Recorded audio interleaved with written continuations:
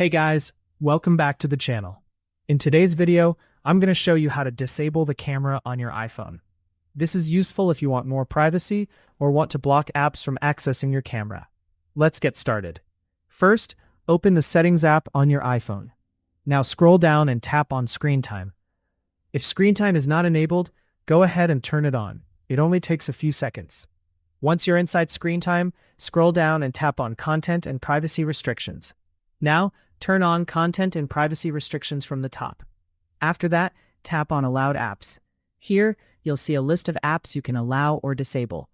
Simply find Camera and toggle it off. Once you turn it off, your camera will be completely disabled. The Camera app will disappear from your home screen, and no app will be able to use the camera. If you ever want to enable it again, just come back to the same setting and turn the camera back on. And that's it. That's how you can easily disable the camera on your iPhone. If this video helped you, don't forget to like, comment, and subscribe for more helpful tutorials.